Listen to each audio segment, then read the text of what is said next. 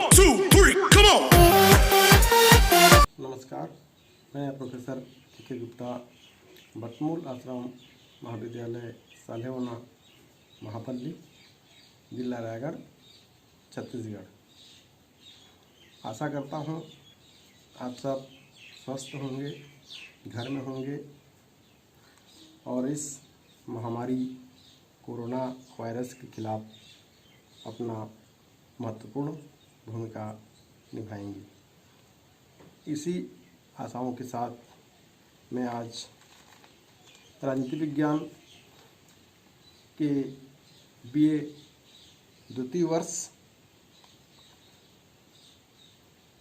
प्रश्न पत्र द्वितीय, इसका नाम है तुलनात्मक राजनीति। इसमें से आज मैं बताऊंगा संविधान एवं उनकी विशेषताएं। हम सब जानते हैं कि विश्व में जितने भी राज्य हैं, सभी राज्य के पास अपना एक संविधान होता है। तो हमने यहाँ पे बीए सेकेंड ईयर के द्वितीय प्रश्न पत्र पर यहाँ पे दिया गया है तुलनात्मक अध्ययन। इसमें ब्रिटेन, अमेरिका, चीन, स्विट्जरलैंड, इन प्रमुख राज्यों के संविधानों का हम तुलनात्मक अध्ययन करेंगे, जिसमें सर्वप्रथम यहाँ पर हम देखेंगे ब्रिटिश संविधान की विशेषताएं।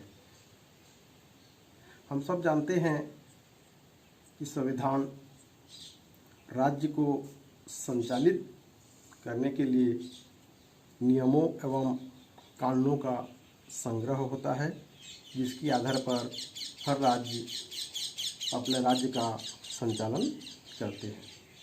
तो यहाँ पे हम देखते हैं सर्वप्रथम ब्रिटिश संविधान की विशेषताएं। ब्रिटिश संविधान की प्रमुख विशेषताएं, सर्वप्रथम पहला है विश्व की प्राचीनतम जीवित संविधान। हम सब जानते हैं कि ब्रिटिश संविधान विश्व का सर्वाधिक प्राचीन संविधान है। इस संविधान की जड़ें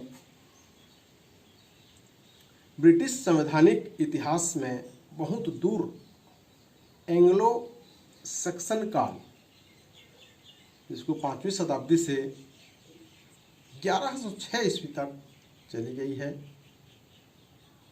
विश्व के अन्य संविधान जैसे अमेरिका के संविधान का निर्माण हुआ है 1789 में, स्विट्जरलैंड के संविधान का निर्माण 1848 में, चीन की वर्तमान संविधान का निर्माण 1948 में, भारतीय संविधान का निर्माण 1949 में। हालांकि भारतीय संविधान 1950 को लागू हुआ था, 26 जनवरी 1950 को लागू हुआ था। रूस का वर्तमान संविधान 1977 में, फ्रांस का संविधान 1958 में बना है। स्पष्ट है, विश्व के ये जितने भी संविधान हैं, इनमें से सबसे प्राचीन संविधान है ब्रिटेन की संविधान। दूसरा है विकसित संविधान। ब्रिटिश संविधान की एक प्रमुख विशेषता यह है कि यह संविधान को संविधान सभा के माध्यम से बनाया नहीं गया है। अन्य राज्य, चाहे अमेरिका हो, फ्रांस हो, सोवियत रूस हो या भारत हो, इन संविधानों की तरह यह निर्मित नहीं है, बल्कि यह निर्मित न होकर एक विकास की उपज है। ब्रिटिश संविधान को किसी भी व्यक्तियों के माध्यम से बनाया नहीं गया है। यह धीरे धीरे विकास का परिणाम है। इस संविधान के निर्माण के लिए न तो कभी कोई संविधान सभा बुलाई गई और न ही किसी भी राजा के द्वारा संविधान की घोषणा की गई। स्पष्ट है कि यह संविधान निर्मित न होकर एक विकसित संविधान है। अगला है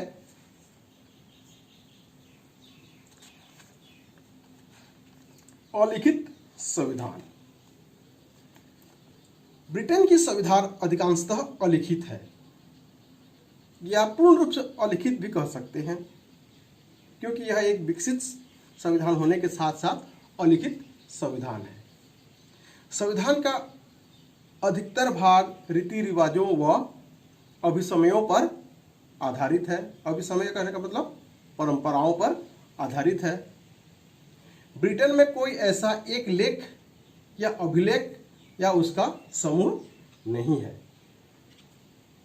विश्व के अन्य जितने भी संविधान का निर्माण किया गया है, सभी संविधान किसी न किसी प्रकार से लिपिबद्ध है या लिखित है, लेकिन ब्रिटिश संविधान लिखित नहीं है। यह एक अलिखित संविधान है। अगला है परिवर्तनशील अथवा लचीला संविधान। ब्रिटिश संविधान विश्व में अपने लचीलेपन के लिए प्रसिद्ध है। ब्रिटेन में न अमेरिका, भारत और फ्रांस आदि देशों की भांति संवैधानिक कानून और साधारण कानून में कोई अंतर नहीं है। अमेरिका, भारत और फ्रांस में संवैधानिक कानून और साधारण कानून अलग अलग होते हैं, लेकिन ब्रिटेन की जो संविधान है उसमें संवैधानिक कानून और साधारण कानून दोनों में अंतर नहीं है। इसका अभिप्राय यह है कि उक्त देशों में विपरीत या उक्त देशों के विपरीत भारत, फ्रांस,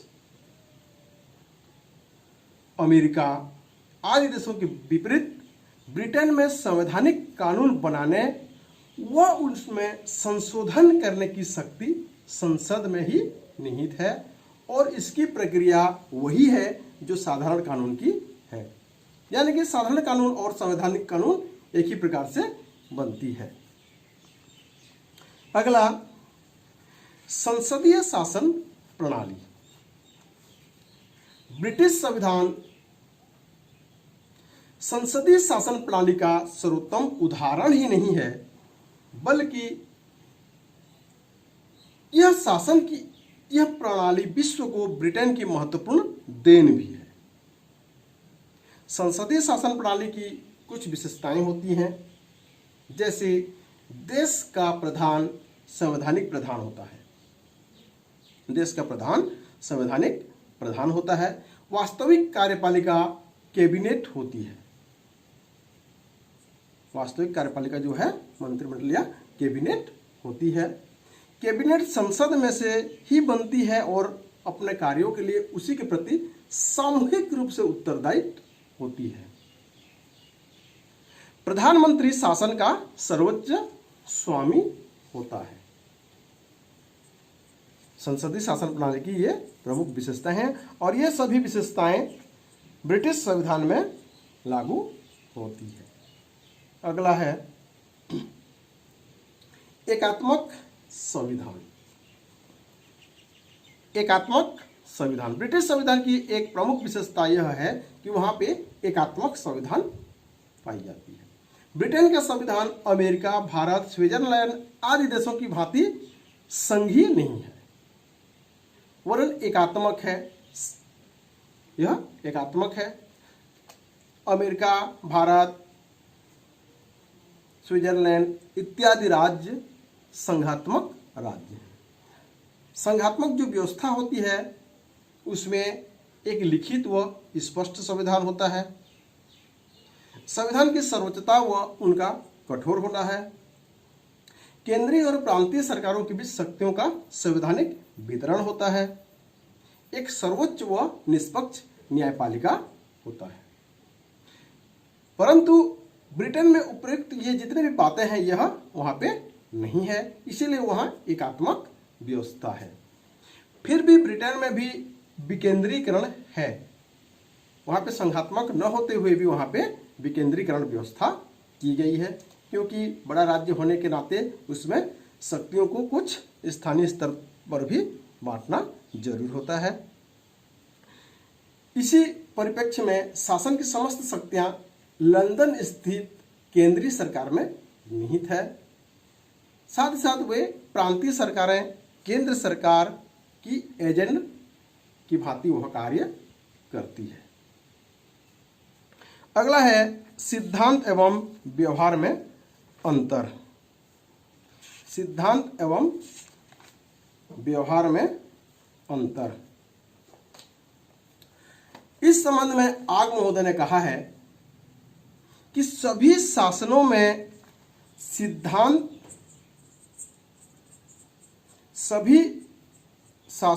सिद्धांत तथा व्यवहार में अंतर है, परंतु जिस प्रकार अंतर ब्रिटिश शासन पद्धति में समाया हुआ है वैसे किसी अन्य शासन पद्धति में नहीं है। इस संबंध में मुनरो महोदय ने भी कहा है कि ब्रिटिश संविधान जैसी दिखाई देती है वैसी नहीं है, और जैसे नहीं है वैसे वह दिखाई देती है, यानी कि उसके सिद्धांत और व्यवहार में अंतर पाया जाता है। ब्रिटेन की सरकार सैद्धांतिक रूप में निरंकुश राजतंत्र है, देखने में वह वैधानिक अथवा सीमित राजतंत्र की तरह दिखता है, लेकिन व्यवहार में वह प्रजातंत्रीय राज्य है। स्पष्ट है वहां पे सिद्धांत और व्यवहार में अंतर देखने को मिलती है। अगला है संसद की सर्वोच्चता। ब्रिटेन में न केवल संसदीय शासन प्रणाली है वरन ब्रिटिश शासन के द्वारा संसद सर्वोच्च भी है। यूं कह सकते हैं कि सभी संसदात्मक शासन प्रणाली वाले देशों में संसद को अपेक्षाकृत अधिक महत्व प्राप्त होता है, लेकिन ब्रिटेन की बात कुछ और है। ब्रिटेन में ऐसा कोई कार्य ही नहीं है जिसे संसद कानूनी रूप में न कर सके, यानी कि संसद हर कार्य को वहां पे कर सकता है। जैसे संसद किसी भी कानून का निर्माण, संशोधन या उसको रद्द कर सकती है। ब्रिटेन में ऐसा कोई भी न्यायालय भी नहीं है जो संसद द्वारा पारित कानूनों को अवैध घोषित कर सके। इसीलिए वहां संपूर्ण कानून का निर्माण संसद के द्वारा ही किया जाता है, यानी कि वहां पे संसद की सर्वोच्चता पाई जाती है। अगला है विधि का शासन। ब्रिटिश संविधान की एक महत्वपूर्ण विशेषता यह है कि वह विश्व की एक महानतम देन विधि का शासन है। विधि का शासन या कानून के शासन को ही रूल ऑफ लॉ वह पूरे विश्व को दिया है। बेड और फिलिप्स के शब्दों में विधि के शासन का अभिप्राय शासन की शक्तियों के प्रयोग पर विधि की सीमा रहेगी और नागरिक अपने शासक की मनमानी इच्छा का शिकार नहीं होगा, यानी कि जो शासन है वह नागरिकों का वह शोषण नहीं कर सकता। प्रोफेसर डैसी ने भी विधि के शासन की व्याख्या 3 अर्थों में किया है। जैसे सरकार की स्वेच्छाचारी शक्ति का अभाव, यानी कि वह मनमाने रूप से किसी भी कार्य को नहीं कर सकता। विधि के समक्ष समानता, कानून के सामने सब समान है, किसी को किसी भी प्रकार का भेदभाव नहीं किया जा सकता। और व्यक्ति के अधिकार संविधान के स्रोत के रूप में व्यक्ति की कुछ अधिकार होती है जिसको वहां पे संविधान के स्रोत के रूप में लिखा जाता है, यानी कि हम कह सकते हैं कि ब्रिटिश संविधान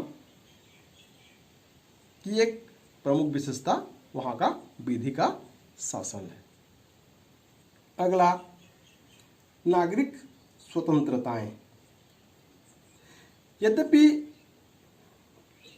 अमेरिका, भारत, स्विट्जरलैंड आदि देशों की भांति ब्रिटेन में नागरिकों को संविधान के द्वारा मौलिक अधिकार व स्वतंत्रताएं प्रदान नहीं की गई है, फिर भी ऐसा नहीं है कि वहाँ के लोगों को उक्त अधिकार नहीं मिलता है। विभिन्न संविधियों के आधार पर ब्रिटिश नागरिकों को बंदी प्रत्यक्षीकरण के लेख या याचिका करने का अधिकार पत्र में निहित है। उनको भाषण देने का अधिकार है, सभा करने का अधिकार है, या यूं कहें कि अन्य राज्य में जितने प्रकार के मौलिक अधिकार दिए गए हैं उनमें से कुछ प्रमुख अधिकार ब्रिटिश नागरिकों को प्रदान की गई है या वो उसका उपभोग करते हैं, भले ही वह संविधान में लिखित रूप से या संविधान में उसका प्रावधान नहीं है, फिर भी वहाँ पे उसका उपयोग करते हैं। अगला है अभिसमयों का महत्व। अभिसमय का तात्पर्य होता है परंपराएं या परंपरा। ब्रिटेन के संविधान की एक महत्वपूर्ण विशेषता है कि इसमें अभिसमयों या परंपराओं की अधिकाधिक मात्रा उनकी शासन में महत्वपूर्ण भूमिका निभाती है। इसी परंपराओं के या अभिसमयों के कारण ही ब्रिटिश संविधान को अलिखित संविधान कहा गया है, क्योंकि जो भी परंपराएं होती है उसको हम लिख कर नहीं रखते हैं, उसको अपन अलिखित रूप से उसको पालन करते जाते रहते हैं। और इसी अभिसमयों के कारण या इसी परंपराओं के कारण ही ब्रिटिश संविधान में या ब्रिटिश संविधान के सिद्धांत व व्यवहार में अंतर देखने को मिलती है। अगला है द्विदलीय प्रणाली। अपना भारत जो है वह बहुदलीय प्रणाली है, लेकिन ब्रिटेन द्विदलीय प्रणाली है। ब्रिटेन की जो शासन प्रणाली है वह सदैव से ही दो ही दल वहां पे महत्वपूर्ण रहे हैं। प्रारंभ में ये दल व्हिग और टोरी थे, फिर उदारवादी दल और अनुदारवादी दल बने, और वर्तमान में उसी दलों का नाम है अनुदार दल व मजदूर दल। संसदीय शासन प्रणाली की सफलता के लिए दो ही दल आवश्यक होते हैं। ब्रिटेन द्विदलीय प्रणाली का सर्वोत्तम उदाहरण है। द्विदलीय प्रणाली के कारण ही यहाँ सरकार में स्थायित्व रहता है और सरकारी नीतियाँ भी दृढ़ या मजबूत होती है। निर्वाचनों में जिस दल को बहुमत प्राप्त होती है वह सरकार बना लेती है और दूसरा दल विपक्ष या विरोधी दल के रूप में वह कार्य करती है। भारत की तरह वहाँ पे समस्याओं का सामना करना नहीं पड़ता है। हाल ही में आपने देखा होगा मध्य प्रदेश हो, कर्नाटक हो, जो भी जहाँ पे चुनाव हुए हैं, जहाँ पे स्पष्ट बहुमत नहीं मिला वहाँ पे सरकार स्थायित्व नहीं रह सकती। इसीलिए द्विदलीय प्रणाली सर्वोत्तम है। सरकार में स्थायित्व आती है, वह जितना समय के लिए उनका कार्यकाल रहता है वह उतना कार्यकाल के लिए वह मजबूती से अपना कार्य का निर्वहन करता है। अगला है न्यायाधीशों द्वारा निर्मित संविधान। देखिए यहाँ पे इसको विकसित संविधान कहा गया है, लेकिन यहाँ पे न्यायाधीशों द्वारा निर्मित संविधान भी कहा जा रहा है। कहने का तात्पर्य यह है कि ब्रिटेन के संविधान के निर्माण में न्यायाधीशों तथा न्यायिक निर्णयों का विशेष महत्व है। ब्रिटिश नागरिकों को जो अधिकार प्राप्त है उनमें से अनेक न्यायाधीशों के द्वारा समय समय पर दिए गए निर्णयों के फलस्वरूप मिले हैं। अगला पितृगत सिद्धांत, जिसको वंशानुगत सिद्धांत भी कह सकते हैं। ब्रिटेन में राजतंत्र वंशानुगत या पितृगत सिद्धांत पर ही आधारित है। वहाँ पे राजा का बेटा ही राजा बनता है। भारत या अमेरिका की तरह राज्य के प्रधान की निर्वाचन नहीं होता है, बल्कि वहाँ पे उसका वंशानुगत पिता के बाद पुत्र ही उस पद को प्राप्त करता है। साथ ही साथ वहाँ की जो लॉर्ड सभा है उसका संगठन भी पितृगत होता है। ब्रिटेन के उच्च सदन जो है उसके जितने भी सदस्य होते हैं वह भी वंशानुगत ही होता है।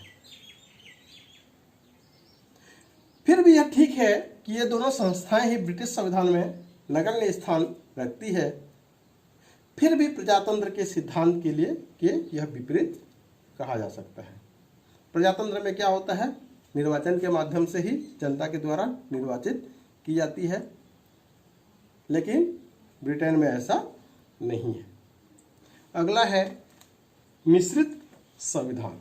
ब्रिटिश संविधान में शासन के मिश्रित रूप देखने को मिलते हैं। यह भी वहाँ के एक अनूठा विशेषताएं कही जाती है। वहाँ राजतंत्र, कुलीन तंत्र और प्रजातंत्र का मिश्रण है। राजतंत्र के रूप में वहाँ पे देखेंगे राजा या रानी होती है। कुलीन तंत्र के रूप में हमको देखने को मिलता है लॉर्ड सभा, और प्रजातंत्र के रूप में वहाँ पे देखने को मिलता है कॉमन सभा और कैबिनेट। कॉमन सभा यानी कि वहाँ के संसद की निचली सदन प्रजातंत्र की तरह है, क्योंकि वहाँ पे जनता के द्वारा चुने जाते हैं। लॉर्ड सभा कुलीन तंत्र है, वहाँ पे भी पितृगत सिद्धांत का पालन किया जाता है, और देश का प्रधान जो होता है वह है वंशानुगत। जो राजा होता है वह देश का प्रधान होता है, इसलिए वह राजतंत्र, कुलीन तंत्र और प्रजातंत्र तीनों का मिश्रित रूप ब्रिटिश संविधान है। व्यवहार में ब्रिटेन में प्रजातंत्री गणराज्य है। राज्य की समस्त शक्तियों का प्रयोग आज कैबिनेट तथा कॉमन सभा ही करती है। राजा केवल गोल्डन जीरो है, स्वर्ण बिंदु। राजा प्रजातंत्र शासन के मार्ग में आज बाधक नहीं है, यानी कि वहाँ पे नाम मात्र के लिए ही राजा होती है। समस्त कार्यों का संचालन वहाँ के प्रधानमंत्री या कॉमन सभा या वहाँ के जो मंत्रिमंडल या कैबिनेट होती है उनके द्वारा किया जाता है।